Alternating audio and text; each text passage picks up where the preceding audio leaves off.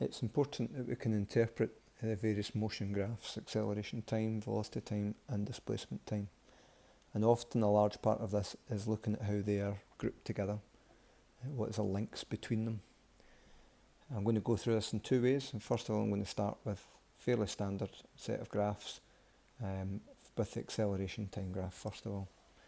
And what this first graph shows us is that the acceleration is constant for all the values of time. It doesn't change. So flat graph across means that that value is remaining constant. So this is constant acceleration.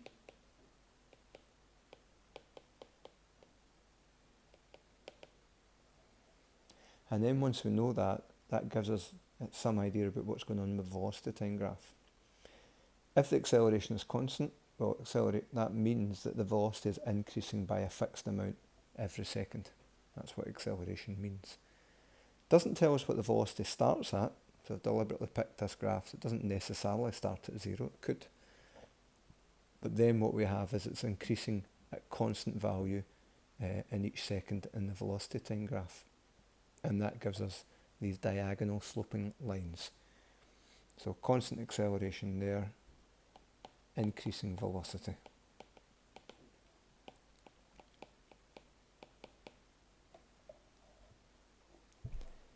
And then lastly, if the velocity is increasing, well, velocity tells us how the displacement is changing per second. A velocity of 3 meters per second means the displacement is changing by 3 meters every second. And so if, for example, this started at 1 meter per second, then in the first second the object would cover 1 meter.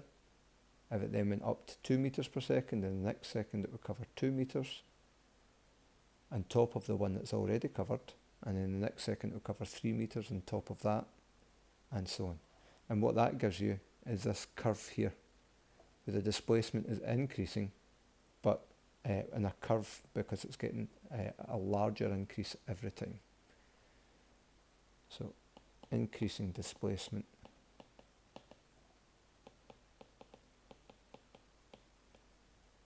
but in this curved shape.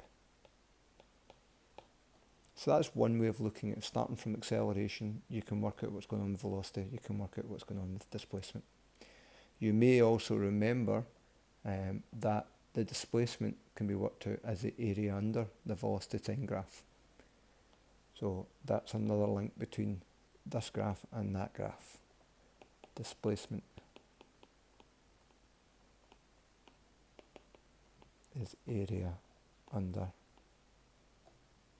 a velocity time graph.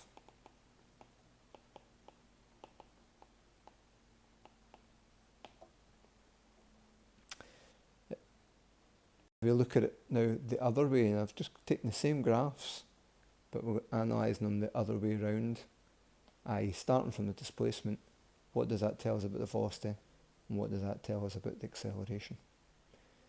And basically, if we look at the displacement, well, the velocity is a rate of change of displacement, the displacement per second.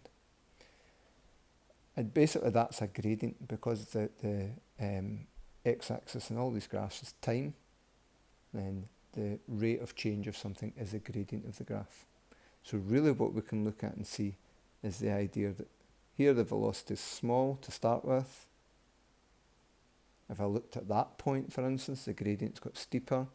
If I looked at that point, the gradient's got steeper still. Not terribly well drawn, but you get the idea. Even steeper. So if I took each of these points and worked out the gradient, that would tell me what the velocity is doing. And you can see the gradient is increasing, so the velocity must be increasing. So the velocity value is the gradient of the displacement time graph.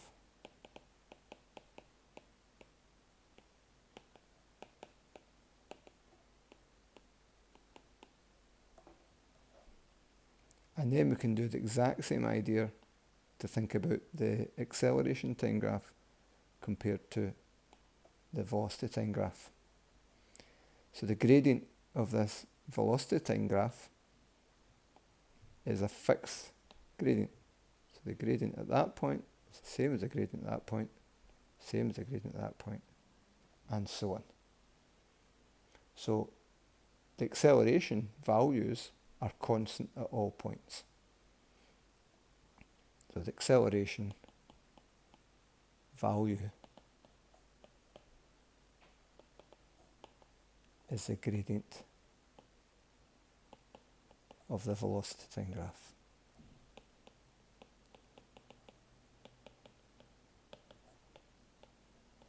And in this particular case, which is quite a common situation, single constant acceleration is what it gives you.